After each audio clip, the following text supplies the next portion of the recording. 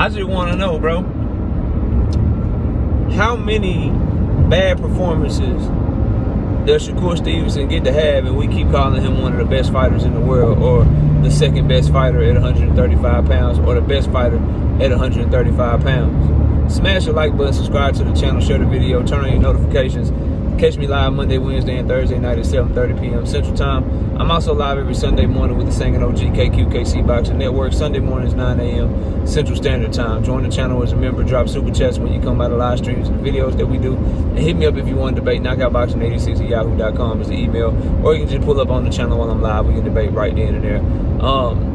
So I was reading some more comments from Tim Bradley this morning talking about the Tank Davis and Shakur Stevenson have to fight because they're the two best fighters at 135 pounds, and the only way that you prove that you're the best is by fighting each other, yada, yada, yada, which most of that stuff I agree with. But they got me to thinking, and I just wanted to bring this up on the channel and just get the conversation going.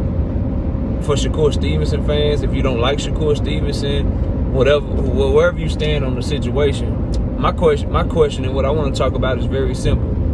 How many bad performances does Shakur Stevenson get to put on film before we stop saying that he's the best? Right? Like, at some point, you are what you put on film in athletics. When it comes to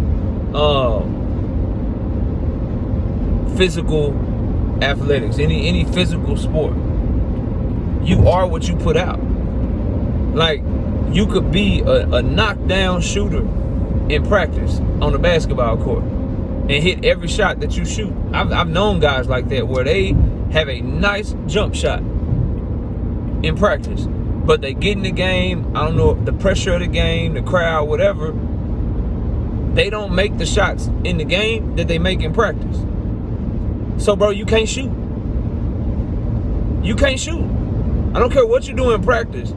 Whether or not you can shoot is determined by how you perform in the actual game that you play and what you put on film, what you do in competition.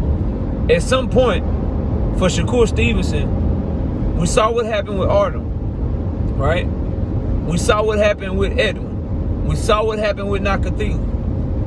At some point, the question that I have is, at what point do we say, okay, he is what he puts on film? We keep waiting on all of this potential. We keep waiting on all of this talent, right? To show up and show out. And over and over and over again, fans either leave the arena from watching the Shakur Stevenson fight or turn off their TV from watching the Shakur Stevenson fight, and they're left disappointed. Like, legitimately, what has Shakur Stevenson put on film in the 135-pound division to make anyone think that he's a tougher test for Gervonta Tank Davis than a Vasily Lomachenko? What has he put on film at the 135-pound division to make anyone believe that he's a tougher test for Gervonta Tank Davis than what Ryan Garcia was? What has he actually done on film? Not how talented you think he is, because what people are going to go to is, oh, his defense is great. He's a great defensive fighter. Boxing is more than just defense. When you get to the top of the top, you can have a great defense all day, but we all know everybody going to get hit. We all know something's going to get through. And if all you have is defense, if all you have is your defense, and you're not throwing any punches, you're not keeping somebody off of you, you're not winning them rounds, bro. Specifically against a cash cow and Gervonta Tank Davis. That's an easy fight to score.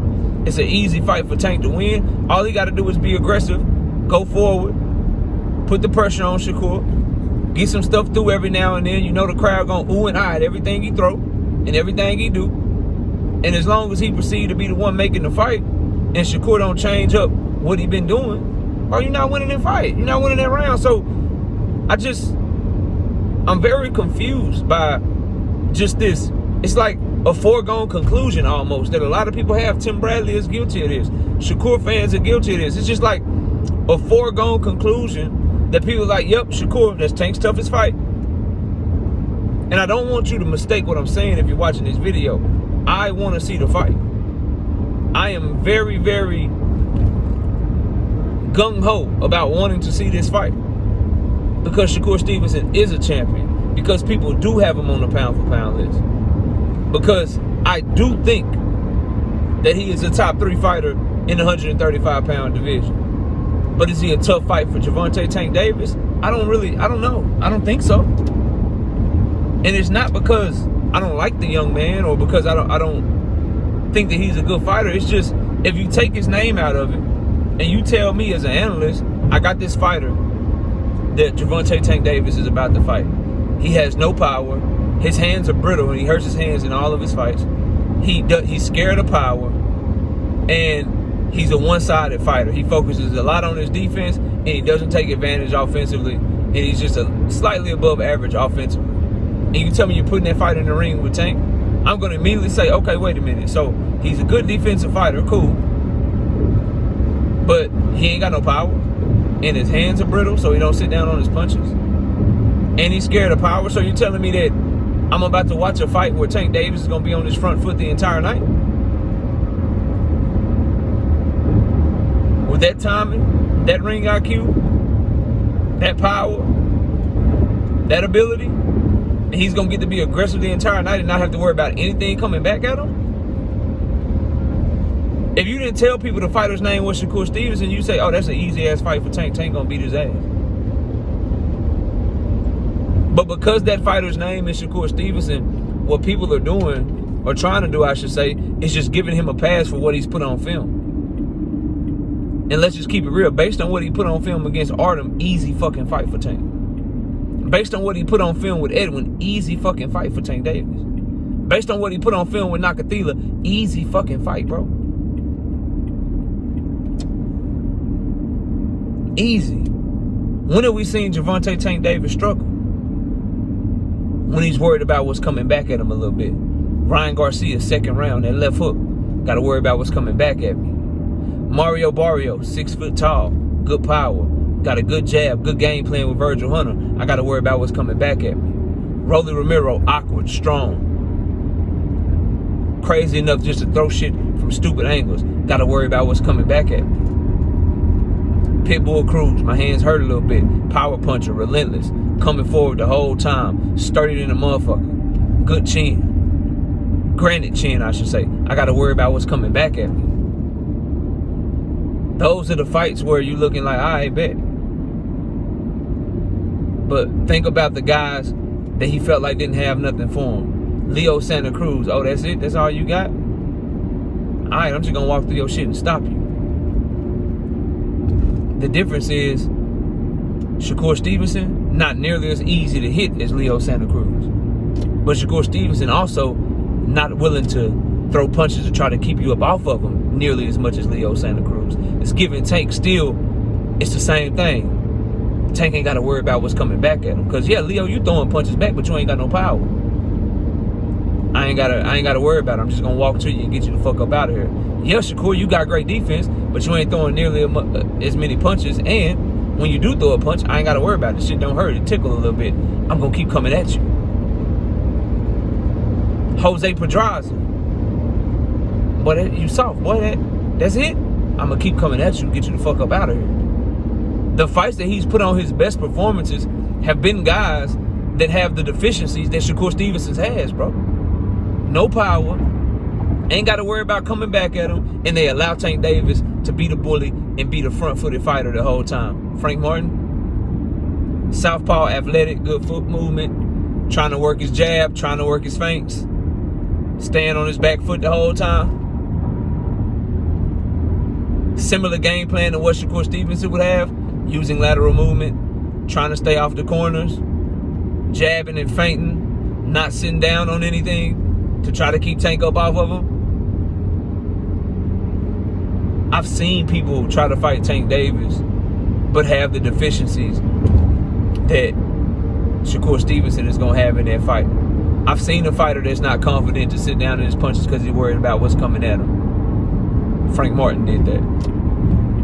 You go look at Frank Martin, all the power in the world, all the dog in the world when he fighting Michelle Rivera, Jackson Marinez, Romero Duno. But because of Tank Davis's reputation, because of Tank Davis's power, because he actually sparred Tank Davis before and knows what Tank brings to the table, fought Tank Davis, totally different. Same for Shakur Stevenson. Tank Davis knocked his tooth out his fucking mouth when they sparred. So he knows what's coming at him. So he's going to try to fight Tank the exact same way. I'm going to move around the ring. I'm going to be lateral. I'm going to use my defense. And I'm going to try to survive my way to victory. We've seen guys with no power that give nothing to Tank Davis to worry about. We've seen these fights before. Hector Garcia. Yeah, he was throwing. He's a southpaw. He was throwing punches back. But what? Tank didn't have to worry about that shit. That shit was light work.